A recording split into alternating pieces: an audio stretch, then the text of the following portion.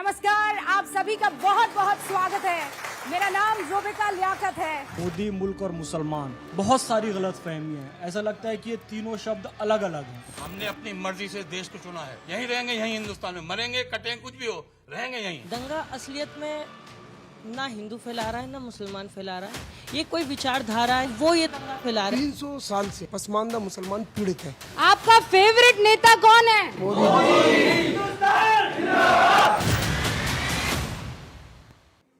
बिस्मिल्लाहिर्रहमानिर्रहीम। अस्सलामुअलैकुम।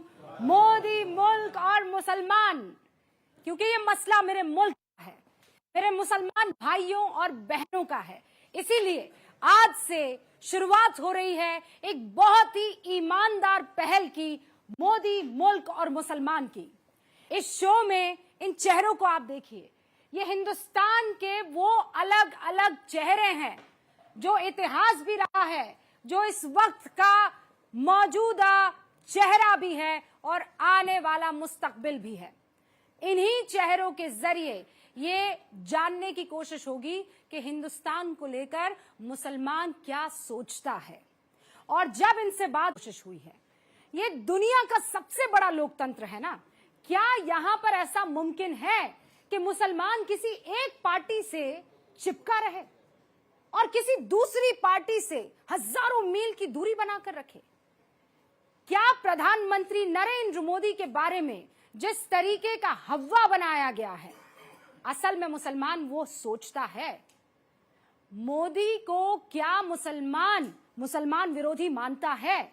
ये वो अनकंफर्टेबल सवाल है जो मुसलमानों से कोई पूछता नहीं है, और मुसलमान जो कहना चाहता है वो कोई सुनता नहीं है। और इसीलिए आज हम कहेंगे भी और सुनेंगे भी, क्योंकि शुरुआत हो रही है मोदी, मुल्क और मुसलमान की। ना दूरी है ना खाई है मोदी हमारा, ना दूरी है ना खाई है मोदी हमारा। हम सब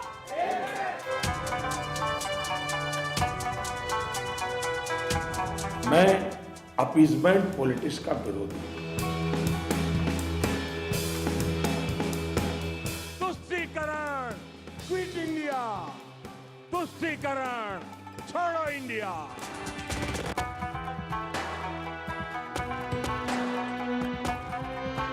भारत के मुसलमान भाई बहनों को भी ये समझना होगा कि कौन से राजनीतिक दल उन्हें भड़का करके उनका फायदा लेने के लिए उनको बर्बाद कर रहे हैं।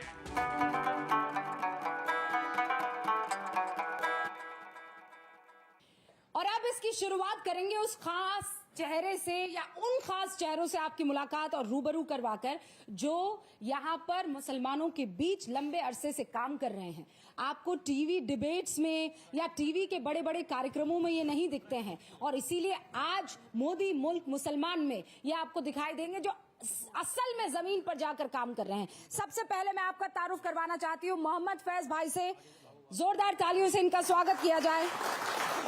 मुस्लिम राष्ट्रीय मंच से जुड़े हुए हैं। गौ सेवा का जो राष्ट्रीय एकता का संदेश है, ये देने के लिए बकायदा 15,000 किलोमीटर चले हैं, वो पदयात्रा की है 2017 से लेकर 2020 तक। आप सभी एक बार फिर से जोरदार तालियों से इनका स्वागत कीजिए। खुर्शीद राजा का साहब इस वक्त आपको नजर आ रहे हैं, ये चेयरमैन रह चुके हैं मेवात डेवलपमेंट बोर्ड के, और वहां के वक्फ बोर्ड के, यानी हरियाणा वक्फ बोर्ड के मेंबर भी रह चुके हैं। जोरदार तालियों से खुर्शीद साहब का भी स्वागत कीजिए। हमारे साथ खुर्रम खान साहब भी मौजूद हैं। पसमानदा मुसलमानों में एक जाना माना चेहरा है, और उन मुसलमानों में चेहरा है जिनकी बात हिंदुस्तान में बहुत कम होती है। सोशल वर्कर है, जोरदार तालियों से इनका भी स्वागत। शाहिद प्रधान बलूच साहब भी यहाँ इस वक्त आपको नजर आ रहे हैं। ये भी पसमानदा मुसलमानों के बीच बहुत काम करते हैं, उनकी समस्याओं का निदान करवाने के लिए, उसका समाधान खोजने के लिए हर दर खटखटाते हैं, हर दरवाजा खटखटाते हैं। जोरदार तालियों से इनका भी स्वागत। फैसल मंसूरी साहब इस वक्त आपको स्क्रीन पर नजर आ रहे हैं। फैसल मंसूरी साहब जो हैं वो राष्ट्रवादी मुस्लिम पसमानदा महाज के प्रभारी हैं, इनका भी जोरदार तालियों से स्वागत। मुअज्जम खान साहब समाज सेवी हैं और ये भी मुसलमानों के बीच जाकर उन तमाम मुश्किल हालातों का सामना करते हैं और उन्हें कैसे ठीक और दुरुस्त किया जाए सलूशन खोजने की राह में आगे बढ़ते हैं। तो मैं शुरुआत कर रही हूँ। अस्सलाम वालेकुम। क्या हाल चाल है आपका? शुरुआत। बिस्मिल्लाहिर्रहमानिर्रहीम रब्बिश रहली सदरी व यस्सिरली अमरी वहलुल उक़दतन मिन लिसानी यफ़क़हू क़ौली। बिरादरान हिंद, अस्सलाम वालेकुम रहमतुल्लाहि व बरकातहू। वालेकुम अस्सलाम। आज हमारी बहन रूबिका जी ने जो प्रोग्राम मुनक्किद किया है, मुझे बड़ी खुशी हो रही है। मोदी, मुल्क और मुसलमान, बहुत सारी गलत फहमियाँ हैं। ऐसा लगता है कि ये तीनों शब्द अलग अलग हैं, लेकिन सच ये है कि हिंदुस्तान एक धागा है और मोदी, मुल्क और मुसलमान इस धागे के मोती हैं। हम सब एक हैं। ऐसा है क्या? कोई ऐसा है जो कहता है नहीं ऐसा नहीं है भाई, कुछ गलत फहमियां तो हैं जो दूर करनी जरूरी है? कुछ गलत फहमियां हैं, आपको ऐसा लगता है? नहीं, ऐसा कुछ नहीं लगता है जी। मोदी हैं तो मुमकिन है और सारे काम बढ़िया कर रहे हैं। हम पासबंदा मुसलमानों के लिए बढ़िया, और अब से कई नेता आए, कई मंत्री आए, हमें कोई समझा नहीं। इन्होंने इतना तो समझा।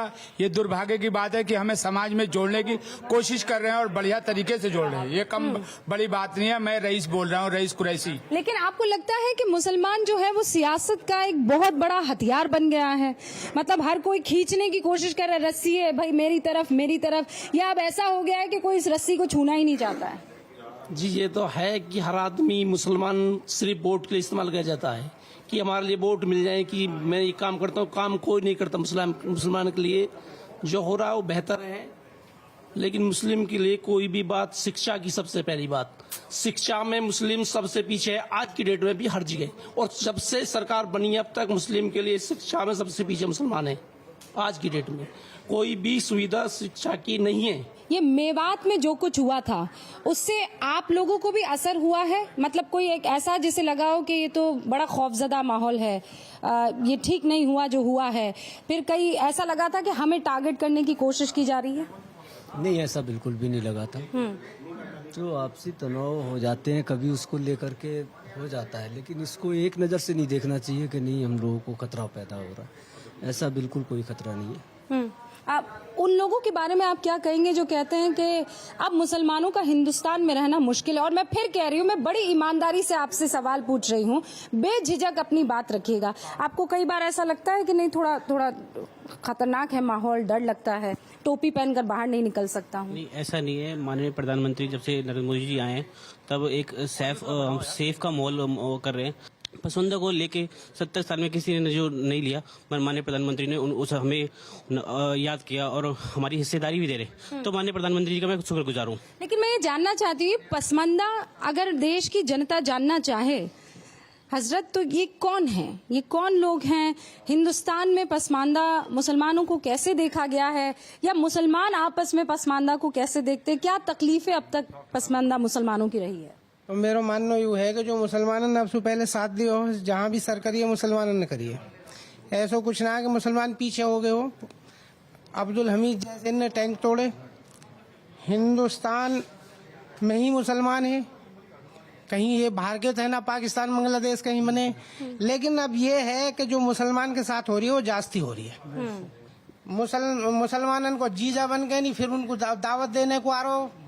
वहाँ जो दंगो होगा तो फिर मुसलमान घर घर से उठा के नहीं थाने में घुसाए जा रहे हैं। लेकिन हमारे क्षेत्र से आपका इलाका सेफ है, लेकिन आपको लगता है कि जैसे जो नूह में हुआ, जो मेवात में हुआ, वो बहुत खतरनाक था, वो नहीं होना चाहिए था? आपको लगता है कि इंसाफ जो मिलना चाहिए वो इंसाफ नहीं मिल पा रहा? हक मिलना चाहिए। अगर सजाए है जिसकी, मतलब जिसने भी जो कर्म करो है उसको सजा मिलनी चाहिए, ना कि ना हक को, ना हक फंसाए जा रहे हैं। हक को सजा मिलनी चाहिए, हम भी तैयार हैं। अगर हमको सजा है तो हम भी हक पर तैयार हैं। बिल्कुल। ये जो भाईजान ने बात की और बहुत अच्छी बात कही है। मन में अगर किसी तरह का कोई पसोपेश है, अगर किसी तरह का कोई संकोच है तो वो निकल कर आना चाहिए। लेकिन जब ये कहा जाता है कि छतों पर पत्थर रखे गए थे, ये वो लोग थे जो बाहरी थे, उस इलाके के नहीं थे, पूरी तैयारी जो है करके वहां पर वो, तो ऐसे में नहीं लगता है कि वो लोग जिन्होंने माहौल खराब करने की कोशिश की थी, मुसलमानों को आगे आकर उन लोगों के खिलाफ बोलना चाहिए कि ये है कौन, ये मुसलमान हो ही नहीं सकता, ये इस्लाम कैसे बचा सकता है पत्थर मार के? बिल्कुल जायज बात है। ये मुसलमानों का उसमें कोई रोल नहीं था। ऐसे भी पहले आते जाए पहले ये प्रोपगंडा सारा रचा गया कि मुसलमानों के ऊपर थोप थाप के और ये दंगा कराया जाए। समझ रही हैं आप? तो किसी मुसलमान का अब जो है वहाँ पकड़ा जा रहा है, मुसलमानों को थाने में बंद कर दिया जो बेचारे जंगलों में रह रहे हैं, और उसके बाद 1.5 लाख 2 लाख रुपए तक रकम लेकर उनको छोड़ा जा रहा है और घरों से उठाए जा रहे हैं। लेडीजें परेशान हैं। तो इस तरीके का जो माहौल है, तो इससे हमें सभी मुसलमानों को तकलीफ है। हिंदू हो या मुसलमान हो, हम सब एक हैं। किसी की भी जान जा रही है तो वो एक इंसान मर रहा है। किसी की भी जान जा रही है तो एक इंसान यहाँ पर। आप तो उस इलाके से हैं, उस इलाके को लेकर देश के मुसलमानों के पास तरह तरह के वीडियोस गए, हिंदुओं के पास भी वीडियोस गए हैं, लेकिन आपको लगता है कि कोई एक सिस्टम है जो काम कर रहा है कि जितना दूर रहेंगे एक दूसरे से उतना बेहतर होगा? देखिए रूबिका जी, यहाँ मेवात से दूर के मुस्लिम समाज के लोग बैठे हैं और मेवात का जो इतिहास है, राष्ट्रवादी इतिहास, वो बहुत बड़ा इतिहास है। उसको ये छोटे छोटे दंगे उस इतिहास को कमजोर नहीं कर सकते, उसको हटा नहीं सकते। मैं उस दंगे होने के बाद में मेवात में मैंने दौरा किया, लोगों से मिला, हिंदू भाइयों से, मुस्लिम भाइयों से, तो सबके सोचने का नज़रिया अलग अलग होता है। मैं वहाँ भी कह के आया था कि उसमें जैसे कहीं मोनू मानेसर का नाम लिया जा रहा था, कहीं वहाँ एक विधायक का नाम लिया जा रहा था। मैंने वहाँ भी कही थी कि ये बहुत छोटे नाम है, मेवाती से बड़ा नाम है, इसलिए ऐसे छोटे नाम इस मेवात के बड़े इतिहास को छोटा नहीं कर सकते। हमको इससे ऊपर उठना पड़ेगा। हिंदू और मुसलमान से बाहर निकलकर इस मेवाती बनकर इस देश का जो हमारा एक इतिहास है उसको फिर से हमको सजाना पड़ेगा। यही मेरी अपील आज इस आपके चैनल के माध्यम से मैं देशवासियों से, मेवात वासियों से, कि इस छोटे छोटे जो नाम जो आज मेवात पर हावी हो रहे हैं, इन नामों से ऊपर बड़ा ग्रुप दोबारा से इस मेवात को। क्या बात कही है कि ये छोटी चीजें हैं। कोई नाम अगर ले लिया उसकी वजह से अगर कोई फ्रिक्शन आ रहा है तो ना भूले कि वो मेवात है, और ऐसा ही है हिंदुस्तान का भी मामला।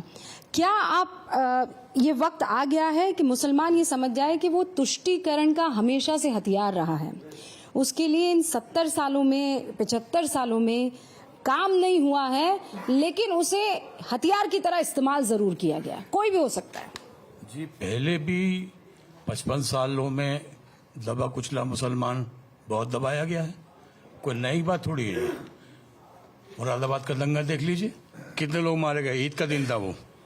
नू का झंड दंगा तो बहुत छोटा था, उसके सामने खुलेआम गोली चलाई गई थी जब प्रदेश में कांग्रेस सरकार थी और केंद्र में कांग्रेस सरकार थी। जब क्या हुआ, कितने लोगों को हत्याकांड करा गया वो मुरादाबाद में।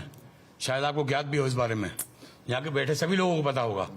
आज 5 हत्या हुई हैं, चाहे मुस्लिम वर्ग की हुई है, हिंदू भाइयों की हुई है, लेकिन वहां तो 100 हजारियों मरे, कई 100 आदमी मरा उस वक्त। ईद के दिन बच्चे कपड़े पहनकर नमाज पढ़ने के लिए गए थे और वहां गोली खा कर आए हैं। कैसे भूल जाएंगे हम? नहीं भूल सकते मुझे। हमें कांग्रेस का वो दिन याद रहेगा, सारी जिंदगी याद रहेगा, जब तक मरेंगे नहीं। हमें बचपना याद है जिस वक्त वो हुआ था, मैंने देखा उस वक्त। आज भी मैं सोचता हूं तो हर दंगा मुझे छोटा दिखाई देता है। आप खुद इमेजिन करें रूबिका जी कि आप ईद के दिन आपके घर परिवार से कोई जा रहा है नमाज पढ़ने और वहां से गोली खा के लाश उसकी घर आ रही है। सोचिए आप, मुसलमान अगर पाकिस्तानी होता तो पाकिस्तान चला जाता। जब भी हमने अपनी मर्जी से देश को चुना है माशाल्लाह, और देश के लिए जान देंगे, जान। सारे जहां से अच्छा हिंदुस्तान हमारा, अपनी जान इस देश के लिए दे देंगे, पाकिस्तान के लिए नहीं देंगे। पाकिस्तान क्या लगता है हमारा?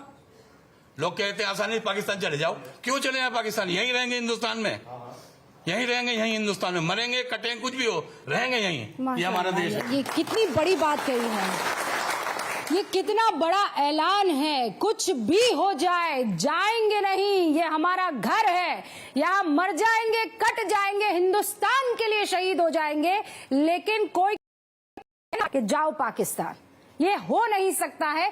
जो शिकायतें हैं उसी को तो दूर करनी है, और शिकायतें सिर्फ आपको है या आपसे भी लोगों को है, ये बहुत महत्वपूर्ण सवाल है।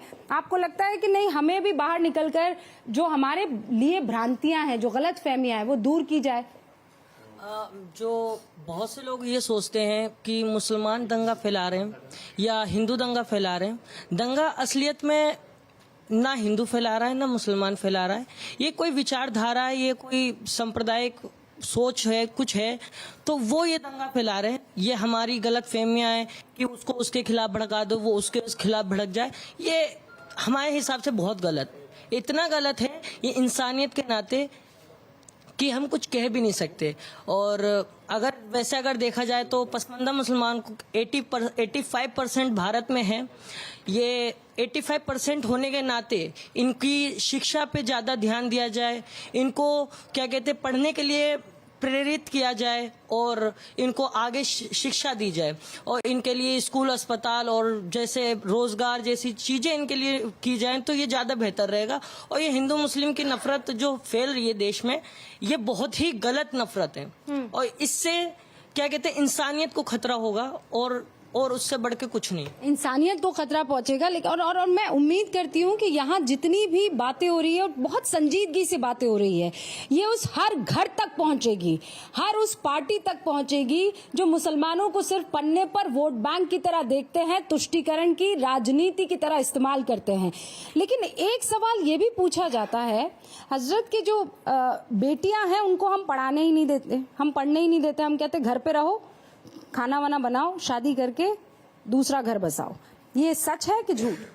ये झूठ है, ऐसा कुछ नहीं है। आज भी हमारे बच्चे 12th में पढ़ रहे हैं और अच्छी साइंस की पढ़ाई कर रहे हैं। आपकी बेटी है? हाँ बेटी है और 12th पढ़ रही है और साइंस की पढ़ाई कर रही है। ऐसा कुछ नहीं है और मोदी जी अच्छा काम कर रहे हैं बच्चों के लिए भी, सब शिक्षा के लिए भी, और काम बहुत अच्छा हो रहा है। लेकिन कुछ लोगों ने जो मुसलमानों को बदनाम कर रखा है, गलत नजरिए से देखते हैं। ये वो कौन लोग हैं?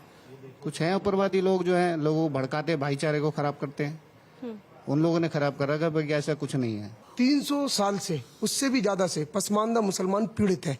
आज मोदी जी ने उनके सुर को स्वर दिया है तो पसमानदा मुसलमान मोदी जी को धन्यवाद देता है। मैं ये समझता हूँ कि वो धन्यवाद आज ही नहीं, सदियों तक धन्यवाद देता रहेगा।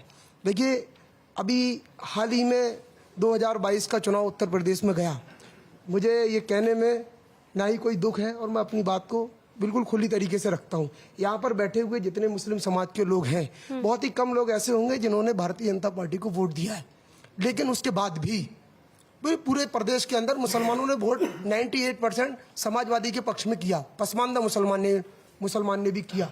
लेकिन प्रधानमंत्री जी ने दानिश आजाद अंसारी जी को विधान परिषद भेजकर मंत्री बनाया तो विश्वास अर्जित करने का काम किया है। ऐसे ही अशफाक सैफी को अल्पसंख्यक आयोग का चेयरमैन बनाया तो पसमानदा मुसलमानों का विश्वास अर्जित किया है। ऐसे ही चौधरी कैफुल वरा अंसारी को उर्दू अकादमी का चेयरमैन बनाया।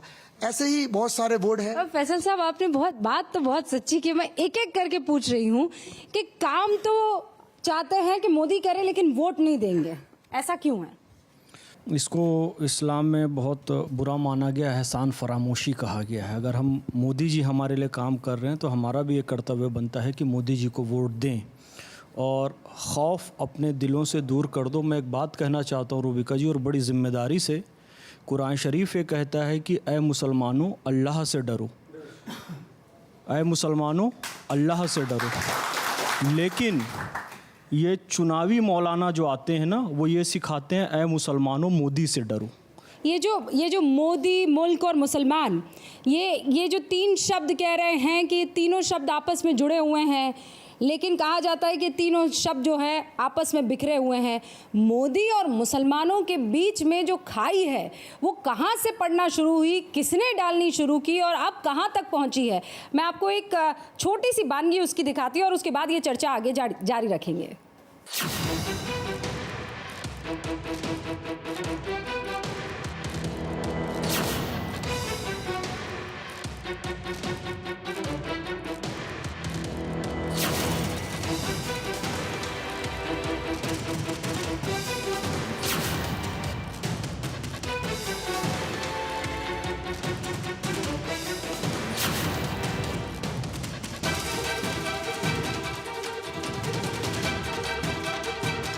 कुछ दंगों के आंकड़े हैं और इन दंगों में जो सबसे कॉमन चीज है वो है सरकार। तथ्य हैं जिन्हें झुलाया नहीं जा सकता। लेकिन इन दंगों के बावजूद देश की एक पार्टी एंटी मुस्लिम नहीं बनी और एक शख्स जो पहली बार सीएम बना, उसके सीएम बनने के कुछ ही दिन बाद दंगे हुए और नैरेटिव ऐसा सेट किया गया कि वो शख्स एंटी मुस्लिम है। 2002 के गुजरात दंगों की बात हो रही है। क्या नैरेटिव सेट किया गया कि नरेंद्र मोदी एंटी मुस्लिम है? उनकी छवि कैसे बनाई गई कि वो मुस्लिम्स के लिए काम नहीं करते, मुस्लिम इलाकों में विकास नहीं करते और न जाने क्या क्या। सवाल बस एक, क्या नरेंद्र मोदी ने कभी कोई मुस्लिम विरोधी बात कही है? इस सवाल का जवाब आप और हम सभी जानते हैं। भारत में संवैधानिक पद पर बैठा कोई भी व्यक्ति किसी भी धर्म के खिलाफ कुछ नहीं कह सकता, लेकिन मोदी के खिलाफ एक गैंग ने काम किया ताकि मोदी को टारगेट किया जाए और भारतीय जनता पार्टी की छवि को ही एंटी मुस्लिम बना दिया। ये नैरेटिव बनाने के लिए खास तबके ने सालों तक मेहनत की। इंटरनेशनल टाइम मैगजीन के मई 2019 एडिशन का ये पेज देखिए। इस पर नरेंद्र मोदी की तस्वीर है और शीर्षक है इंडियाज डिवाइडर इन चीफ। अब CNN के 20 नवंबर 2019 की ये रिपोर्ट देखिए। शीर्षक है सेक्युलर भारत में मुस्लिम होना और मुश्किल हो गया है। 22 अप्रैल 2011 की BBC की रिपोर्ट देखिए। शीर्षक है नरेंद्र मोदी ने 2002 के दंगे नहीं रोके। 29 अप्रैल 2002 की न्यूयॉर्क टाइम्स की रिपोर्ट शीर्ष है गुजरात में मोदी हिंदुओं की प्रयोगशाला से डरे मुसलमान। ये कैसी रिपोर्टिंग हुई? क्या कांग्रेस की सरकारों के लिए इस तरह की कोई रिपोर्टिंग आपने कभी देखी? सब छोड़िए, 2013 के मुजफ्फरनगर दंगों की बात ही कर लीजिए। क्या अखिलेश यादव की सरकार को उन दंगों के लिए उत्तरदायी ठहराया गया? क्या वहां मुसलमानों की मौत नहीं हुई थी? लेकिन समाजवादी पार्टी अब भी मुसलमानों की मसीहा बनी हुई है, जबकि मोदी ने हमेशा एकजुट करने की ही बात की, देश के विकास में मुस्लिमों की भागीदारी की बात की। लेकिन एक गैंग को मोदी आज भी मुस्लिम विरोधी ही दिखाता है। ये रिपोर्ट भारत 24। तो देखा आपने, ये जो सिलसिला 2002 के बाद से शुरू हुआ वो बदस्तूर ऐसे ही जारी होता रहा, चलता रहा। और आप देखिए, अगर सच में ज़मीन पर जाएंगे और देखने परखने की कोशिश करेंगे तो आपको लगेगा कि ये जो हवा, ये जो डर जिस तरीके का बनाया जाता है वो असल में है हवाई।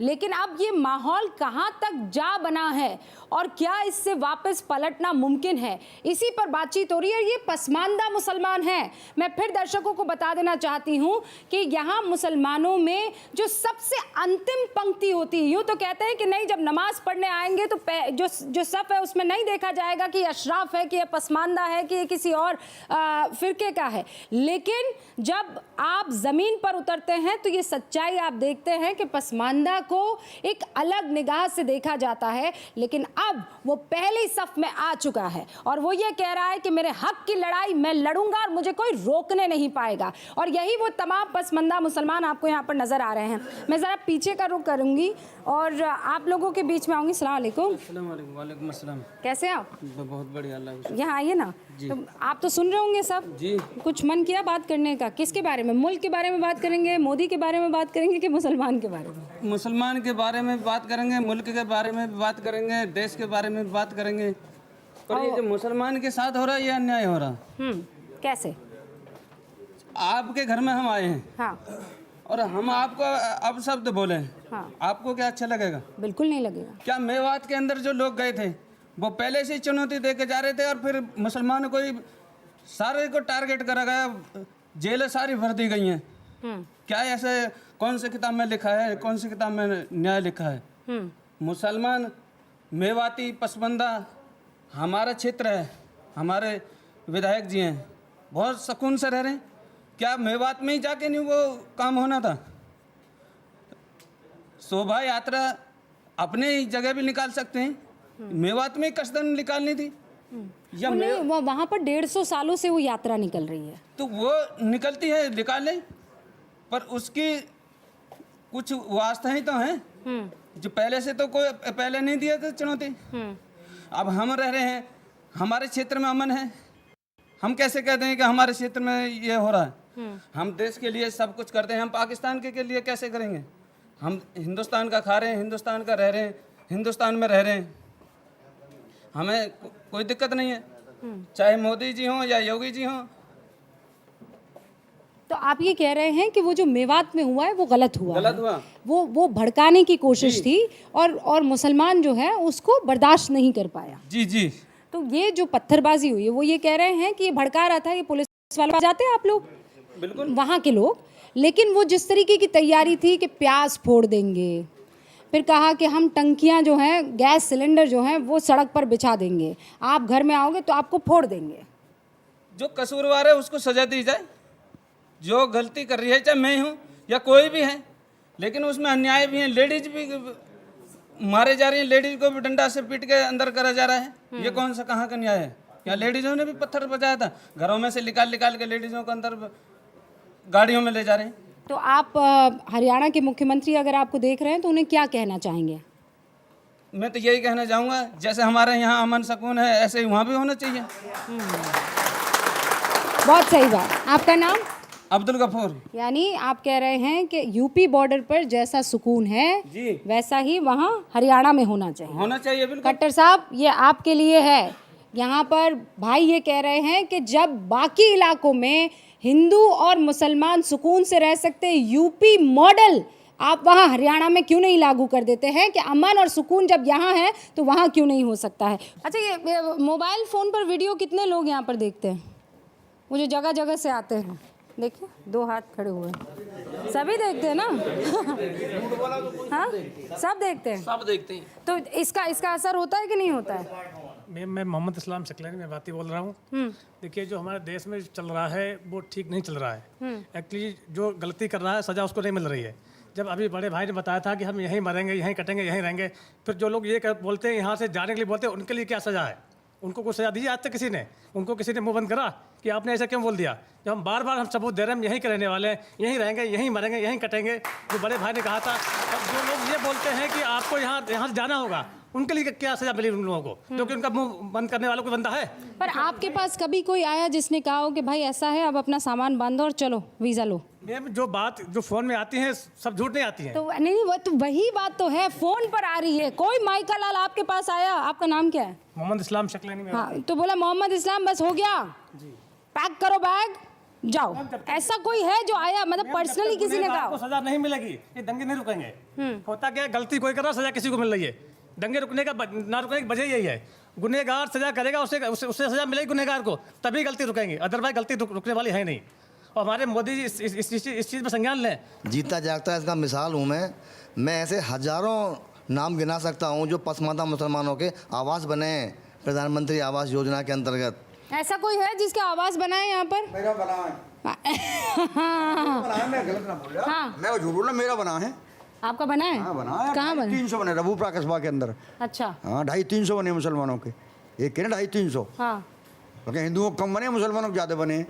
अच्छा। हाँ जी।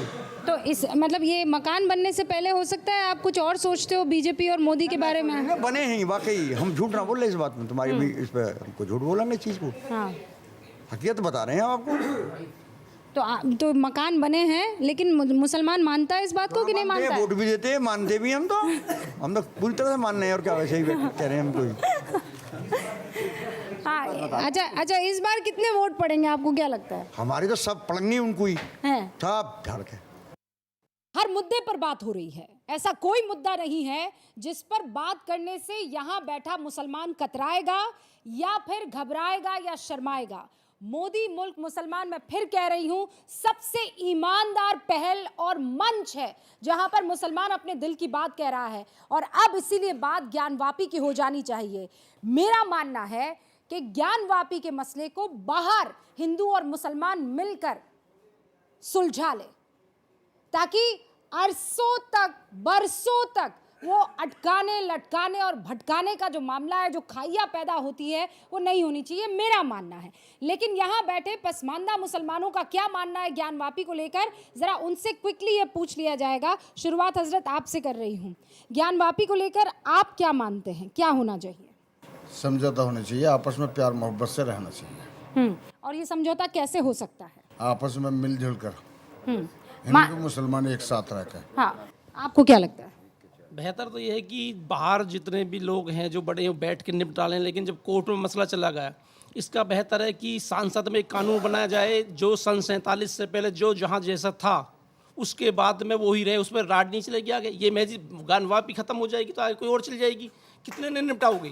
बेहतर ये है कि सन 47 से बाद में देश आज़ाद होगा, उससे पहले जो स्थिति जिसकी थी वो वैसी रहनी चाहिए। मंदिर मस्जिदों, आज हुकूमत मान लो आज मेरी है कल तुम्हारी है, ये मतलब नहीं है कि मैं तुम्हारे धर्म चीज को, धर्म सबका अपना अपना आज़ाद है। धर्म हमारे देश का तो संविधान के तहत आज़ाद है, लेकिन धर्म कोई भी हुजूर के ज़माने में भी हुजूर, ये तो हुजूर के ज़माने में था, जो गैर मुस्लिम थे अमानत के लिए हुजूर के पास अपनी चीज़ रख जाते। क्यों? गैर नहीं, एक वाकया है, हज़रत उमर का एक वाकया है। हज़रत उमर जो है, जो ईसाई थे, उनकी एक बहुत बड़ी चर्च थी, वहाँ पर गए थे। तो नमाज का वक्त हो गया, तो हज़रत उमर को वहाँ चर्च के पादरी ने कहा कि आप यहाँ चर्च में नमाज़ पढ़ लो, ये वाकया है। हाँ, तो हज़रत उमर ने कहा कि मैं यहाँ नमाज़ नहीं पढ़ूँगा। तो पादरी ने कहा आप यहाँ चर्च में नमाज़ क्यों नहीं पढ़ेंगे? तो उन्होंने कहा इसलिए नहीं, ये तो अल्लाह का, पूरी दुनिया अल्लाह की है, मैं जहाँ नमाज़ पढ़ूँगा कबूल हो जाएगी, लेकिन मैं यहाँ नमाज़ पढ़ लूँगा तो फिर मेरे पीछे हर मुसलमान यहाँ नमाज़ पढ़ेगा और फिर ये चर्च नहीं मस्जिद हो जाएगी। तो हज़रत उमर ने जब इतनी बड़ी बात की, तो क्या हमें इस बात का ख्याल नहीं रखना चाहिए, क्या आपको नहीं रखना चाहिए कि अगर हिंदुओं की आस्था का वो केंद्र है, लड़ाई तब होती जब हमारे हुजूर का कुछ लेना देना वहाँ उस मसले से होता और शिव जी का होता, फिर हम कहते कि नहीं ये बहुत बड़ी लड़ाई है। लेकिन बात है मस्जिद की और उनके शिव के एक 12 ज्योतिर्लिंगों में से एक की। तो ईमानदारी से हमें एक पहल नहीं करनी चाहिए कि भाई कोई बात नहीं, तुम ये रखो, और अब इसके बाद मसला नहीं उठने पाए। जो झगड़ा घर में हो और घर से बाहर कोर्ट में चला जाए, तो दोनों पार्टी को यही निर्णय लेना चाहिए, जो कोर्ट फैसला करेगा उसी पे सब मानते रहे। कोर्ट फैसला करेगी उसी पर। आप भी कोर्ट बाहर कोर्ट में ही होना चाहिए। कितने लोग मानते हैं कि कोर्ट में होना चाहिए और कितने कोर्ट में होना चाहिए, और कितने लोग मानते हैं कि हम समझदार लोग हैं, मतलब कोर्ट वाले भी समझदार हैं, लेकिन हम बाहर बैठकर मिल बैठकर ये फैसला करवा सकते हैं, इसे निपटारा हो सकता है। आप मानते हैं सर? करवा सकते हैं? करवा सकते हैं, लेकिन ये कम से कम ये तय तो कर लें कि अगला टारगेट फिर कौन सा होगा, फिर वो दूसरा, फिर तीसरा, फिर चौथा, ये कब तक? क़यामत तक यही चलता रहेगा। अच्छा, पर एक ईमानदारी से बात कीजिए। मैं हक की बात करना पसंद करती हूँ और कतराती नहीं हूँ ये करने से। अगर इनका एक नारा है, हिंदुओं का नारा है, क्या है कि अयोध्या तो झांकी है, काशी मथुरा बाकी है। आप लोगों को ये लगता है कि वो चैलेंज करने की कोशिश कर रहे हैं। मुझे लगता है कि इसमें चैलेंज नहीं है, इसमें उनकी फरियाद है। और आप कहेंगे भाई कैसे फरियाद है, कैसी बातें कर रही है बहन? अगर उनको चैलेंज करना होता तो वो ये कहते अयोध्या तो झांकी है, पूरा हिंदुस्तान बाकी है। पर उनके 3 बड़े देवता शिव जी, राम जी और कृष्ण, तो राम जी अयोध्या, शिव जी काशी और कृष्ण मथुरा, ये 3 उनके आराध्य देव, और ये कहते हैं ये 3 बड़े मंदिर है हमारे, भाई है तो हमको दे दो। और मोहन भागवत को अगर आपने सुना हो तो उन्होंने कहा कि भाई हर जगह थोड़े ही तुम शिव ढूंढते रहोगे या शिवलिंग की खुदाई करने लगोगे। तो ये बात मुझे आपको इसलिए बतानी ज़रूरी थी कि क्योंकि हम व्हाट्सएप वगैरह की चीज़ें तो देख लेते हैं, लेकिन दिमाग लगाकर सोचते नहीं हैं। क्या ये नहीं हो जाना चाहिए कि अच्छा ये तुम्हारा नारा है, तुम हो जाए ये कि मथुरा, काशी और अयोध्या, इसके बाद कुछ ना? मैम, इसके लिए हम एक डेमोक्रेटिक सिस्टम में रह रहे हैं आज। हमारा मुल्क एक जमहूरियत मुल्क है, लेकिन इससे सुप्रीम कोर्ट हमारे यहाँ सर्वोच्चता है। लेकिन इसके अलावा जो आपने एक प्रस्ताव दिया है, बहुत ही अच्छा प्रस्ताव है, और इस प्रस्ताव से देश में दोबारा खुशहाली लौट आएगी। लेकिन मुसलमान ये चाहते हैं, क्योंकि यहाँ कन्वर्जन हुआ है मुसलमानों का, जो हम बैठे हैं यहाँ, हम भी पहले हिंदू हुए होंगे, हमारे घर में जो मंदिर होंगे हम मुसलमान हो गए। लेकिन अगर ये लोग चाहते हैं, हम छोटे भाई हैं, हिंदू लोग बड़े भाई हैं, अगर इनकी खुशी इससे होती है तो हम सब लोग, हमारी मीटिंगें भी हुई हैं, पंचायतें भी हुई हैं, अगर ये राज़ी होते हैं तो हम देने को तैयार हैं सहस्त्र। परंतु हमारी कौम में ये थोड़ा डर रहता है कि 3 के बाद फिर चौथी लिस्ट आएगी, फिर 5वीं, फिर 6ठी, आखिर ये सिलसिला कब थमेगा? अगर ये थम जाए और ये पार्लियामेंट, क्योंकि पार्लियामेंट है, समाज को बड़ा और अच्छा प्रस्ताव है, तो एक बार फिर मैं वोटिंग करवाती हूँ। अगर ये 3 बात को लेकर लिखित में कह दिया जाए कि इन 3 पर फैसला हो जाए और उसके बाद किसी और मसले पर बात नहीं होगी, तो आप लोग राजी हो जाएंगे? कौन कहे? हाँ, इसको कौन कहे? जो हमारे डेमोक्रेटिक सिस्टम की जो पावर्स हैं वो सुप्रीम कोर्ट, पार्लियामेंट है।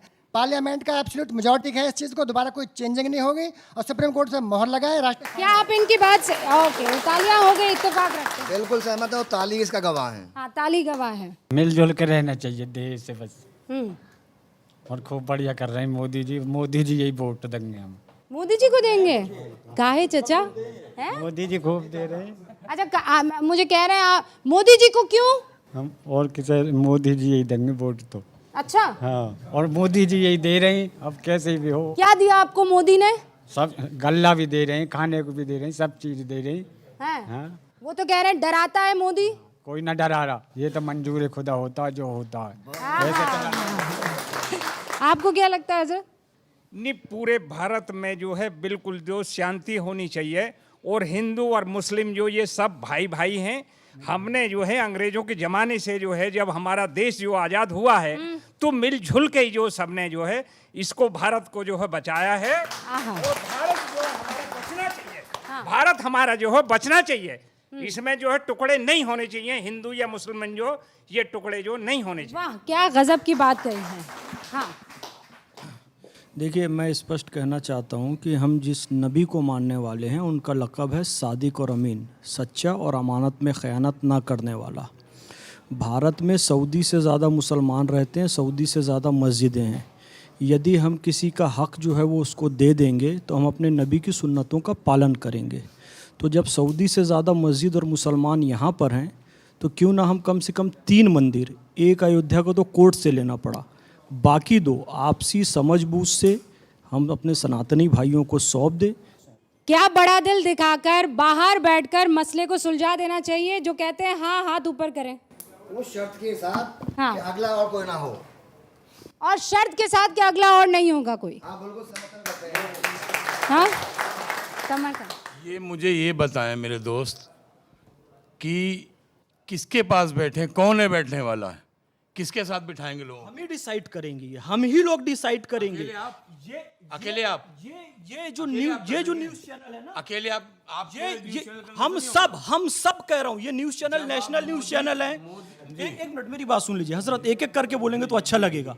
ये एक बड़ा न्यूज़ चैनल है, रूबिका जी एक प्रतिष्ठित एंकर हैं और पूरा देश ये न्यूज़ चैनल देख रहा है, पूरी दुनिया ये न्यूज़ चैनल देख रही है। हम एक जिम्मेदार मुसलमान ये यहाँ पर बैठकर ये बोलें कि कौन करेगा, तो बाकी लोग सोचेंगे कि क्या हम जिम्मेदार नहीं। एक मिनट नहीं, एक बार जवाब ले लूँ मैं। हाँ, मोदी, मुल्क और मुसलमान, आपने अपनी जिम्मेदारी दिखाते हुए ये प्रोग्राम शुरू करा। मैं आपको मुस्लिम समाज का एक जिम्मेदार महिला मानता हूँ। इस तरह मोदी जी का जब कहते हैं मोदी है तो मुमकिन है, सभी लोग कहते हैं, यहाँ सारे लोग कह रहे हैं, तो वो मुमकिन कर देना, इसको बुला ले लोगों के साथ, बुला ले, रूबिका जी को बुला ले, हम बनाते अपनी तरफ से इनको देते हैं। मैं भी वही कह रहा हूँ, हम सब मिलकर यहाँ बैठे, मोदी जी डिसाइड कर दें, कुछ इधर के लोग बैठे, कुछ सनातनी भाई बैठे और मिलजुल कर इसका फैसला कर लें। आपने एक तरफा कहा ना कि हम कर दें, हम तो कर दें, सामने वाला भी तो कर दें। अरे हम कहा यानी संविधान में हम का मतलब हिंदू, मुस्लिम, सिख, ईसाई सब होता है, हम यानी पर्सनल मुस्लिम नहीं का। अच्छा, इस कमरे में हम मतलब मुसलमान हो गए ना।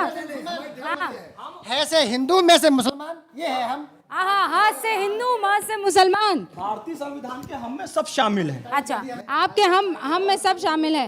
अस्सलाम वालेकुम। वालेकुम सलाम। आप ठीक है? मजा चल रहा है? हाँ, बढ़िया चल रहा है। हाँ, बढ़िया चल रहा है। अच्छा, तो आपने सुना ये सब क्या चल रहा है? कुछ बढ़िया बात हो रही है। बढ़िया बात हो रही है। सब बढ़िया हो। अब वो जो ज्ञान वापी मंदिर मस्जिद मसला चल रहा है उसमें क्या होना चाहिए? वहाँ में जी इंसाफ ही होना चाहिए। अरे जो जिंदे लोग जलाए जा रहे हैं, अरे ये जो गौरक्षा के नाम पर मारे जा रहे हैं, शहर से भगाए जा रहे हैं, हाँसी में नारे लग रहे हैं, मुसलमान कोई दुकान पे नहीं रहेगा, मुसलमान कोई नौकर नहीं रहेगा, मुसलमान कोई फैक्ट्री में रहेगा, इसको क्या इलाज इसका बताओ। इलाज इसका इलाज। हाँ, एक वर्ग के लोग नहीं मर रहे हैं, एक वर्ग के लोग नहीं मर रहे हैं। कश्मीर में पूरा जिनोसाइड हो गया हिंदुओं का, डॉक्टर नारंग को मारा गया, कश्मीर में पूरा जिनोसाइड किया, सैकड़ों हिंदू। हजरत अपन एक एक करके बोलेंगे, हम एक एक करके बोलेंगे तब सुनेंगे। कोई एक वर्ग के लोग नहीं मर रहे हैं, कश्मीर में जिनोसाइड हुआ, डॉक्टर नारंग को मारा गया, सैकड़ों ऐसे उदाहरण हैं जो हिंदू भाई भी खत्म हुए। हम केवल मुसलमान होकर मुसलमान की आवाज उठाएं। अच्छा एक सेकंड हजरत, पसमानदाओं को क्या चाहिए हजरत? मैं आप मुद्दे पर ही आ रहा हूँ। हाँ। आप यूसीसी पर बात, हम यूसीसी पर बात कर रहे हैं। आप यूसीसी चाहते हैं पसमानदा मुसलमानों के लिए? सर मुझे आप पसमानदा के लिए क्या चाहते हैं बता ही नहीं रहे हैं। पसमानदा की जो बेसिक जरूरत है, शिक्षा है, रोजगार है, जो मोदी जी ने इस पर बात। शिक्षा और रोजगार, पसमानदा मुसलमान क्या चाहता है? शिक्षा और रोजगार में, शिक्षा के ऊपर मैं एक बात कहना चाहता हूँ। देश को आज़ाद हुए लगभग 70-72 साल हो गए और जो बहुत सारी पार्टियां आई उन्होंने कभी भी पसमानदा मुसलमानों की एजुकेशन के बारे में कभी नहीं सोचा। हाँ। मोदी जी एक वाहिद प्रधानमंत्री ऐसे रहे हैं जिन्होंने ये तय किया है कि मुसलमानों के लिए डिग्री कॉलेज होने चाहिए, आवासीय विद्यालय। आप कह रहे हैं एजुकेशन सबसे बड़ा प्लान है, आपको क्या लगता है मोदी का पसमानदा प्लान क्या है? शिक्षा रोजगार। आप? शिक्षा रोजगार। ये दोनों मुसलमानों तक पहुंचा दिए जाएंगे, आपको लगता है ये? रोजगार तो होना ही चाहिए। जब तो अभी थोड़ी देर पहले आई है कि मतलब मुसलमानों के मकान ज़्यादा बनाए गए। जब रोजगार ना तो गरीब है ही है वे तो उनको जब रोजगार मिलेगा जब तो भैया बराबरी पिलाएंगे। अच्छा आपको ये पता है कि भाई सिख जो हैं जो पगड़ी बांधते हैं, जो सिख हैं वो भी माइनॉरिटी हैं, अल्पसंख्यक हैं, और मुसलमान भी अल्पसंख्यक हैं। आपको पता है मुसलमानों की इस वक्त जो है संपत्ति कितनी है? एवरेज मुसलमानों की संपत्ति है लगभग 15,47,000 के आसपास। आपको पता है उसी सिख की जो अल्पसंख्यक है संपत्ति कितनी है? कोई एक मुझे बता दें। एवरेज मुसलमान की है लगभग 15 लाख के आसपास और एक सिख की है 47 लाख, लगभग 50 लाख। हम में और उनमें हम दोनों अल्पसंख्यक हैं।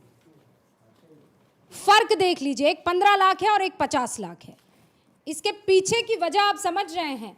हमने अपने आप को पढ़ाया लिखाया नहीं है, हम लोग रोजगार में बहुत पीछे हैं।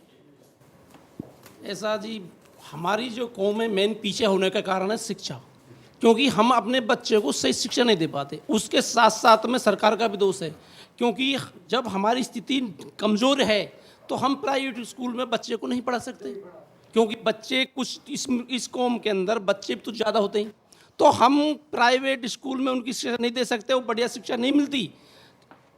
जितने भी सरकारी स्कूल हैं, प्रधानमंत्री से मैं अपील करना चाहता हूँ आपने के चैनल के जरिए, जितने भी मुस्लिम इलाके हैं उनमें स्पेशली कॉलेज खोले जाएं, स्पेशली जो भी सरकार के स्कूल हैं उनमें बिल्कुल स्थिति डाउन है। एक बड़ी रिक्वेस्ट है, माननी चाहिए। शिक्षा सबसे महत्वपूर्ण है। आप में से कितने लोग मानते हैं मुसलमानों को पढ़ाई लिखाई किसी भी कीमत पर करनी होगी? हाँ में जवाब दीजिए या ना में? हाँ, सब मानते हैं। अब एक और रैपिड फायर राउंड मैं आप लोगों के लिए कर रही हूँ। रैपिड फायर राउंड मतलब मैं सवाल पूछूंगी, आपको जवाब देना है। क्या भारत का मुसलमान डरा हुआ है? बिल्कुल पक्का? कोई ऐसा है जो कहता है हाँ मुसलमान डरा हुआ है? नहीं है। मैं भी यही मानती हूँ। सरकारी योजनाओं में क्या मुसलमानों के साथ भेदभाव होता है? हाँ या नहीं? नहीं होता। आपका फेवरेट नेता कौन है और ऐसा क्यों? मोदी जी को इसलिए अच्छा मांगते हैं कि इसमें किसी में भेदभाव नहीं हुआ। अनाज मिलता है तो वो सबको मिलता है। किसानों को सिंचाई में जो सुविधा मिलती है फ्री सिंचाई है, वो मुसलमानों को भी हिंदुओं को भी है। दवाई अस्पतालों में फ्री मिलती है, हिंदुओं को मिलती है, मुसलमानों को मिलती है। मकान जो बनाए जाते हैं हिंदुओं को बनाए जाते हैं, मुसलमानों को बनाए जाते हैं। इसलिए मोदी जी किसी में भेदभाव नहीं करते हैं, सब काम करते हैं। क्या आपको लगता है कि शख्स ने पसमानदा मुसलमानों के लिए कुछ अच्छा किया है? हाँ कि ना? क्यों, कैसे अच्छा किया, जल्दी बता दीजिए। हाँ, ये आपको देखिए, आज तक किसी भी पार्टी ने पसमानदा मुसलमानों को राजनीतिक हिस्सेदारी नहीं दी। मोदी जी ने राजनीतिक हिस्सेदारी दी। मोदी जी ने राजनीतिक हिस्सेदारी। प्रधानमंत्री जन विकास कार्यक्रम के तहत कई हजार करोड़ का फंड दिया है, जिससे कॉलेज बन रहे हैं, डिग्री कॉलेज बन रहे हैं। आपको क्या लगता है? मोदी जी ने बहुत कुछ किया है, सभी वर्गों के लोग ने किया है। पहले तो मैं आपको बधाई देता हूं जो आपने खूबसूरत जो टाइटल दिया है, मोदी मुल्क और मुसलमान। बधाई आपके चैनल को, विशेष रूप से रूबिका जी को। और जो ये सवाल आप इस देश के सामने, आपने एक सवाल मानता हूँ मैं इसे, कि हमारे सामने, सबके सामने, इस चैनल पे जो बैठे हैं उनके सामने भी, जो देख रहे हैं उनके सामने भी सवाल है सोचने का। तो इसका जवाब भी उतना ही खूबसूरत, इतना खूबसूरत आपने टाइटल दिया, और जवाब भी मोदी जी ने दिया है। सबका साथ, सबका विकास, सबका विश्वास और सबका प्रयास। मुसलमान इस पर काम करना, इस पर अमल करना शुरू कर दे, हमारे जितने भी आप लोग अभी समस्याएं बताते हैं शिक्षा की, रोजगार की, उन सबका निदान इस चैनल की आवाज से हो जाएगा। शुक्रिया अदा करना चाहती हूं कि आप भारत 24 पर आए, अपने दिल की बात कही, अपने दिल के गुबार भी आपने निकाले। इससे बेहतर मंच यकीन मानिए नहीं हो सकता है, और इसीलिए लगातार ये जो पहल यहाँ शुरू की है, मोदी, मुल्क और मुसलमान, जारी रहेगी, क्योंकि हिंदुस्तान को आगे बढ़ाना है तो हर गिले शिकवे को मिटाना है। आप सभी का बहुत बहुत शुक्रिया।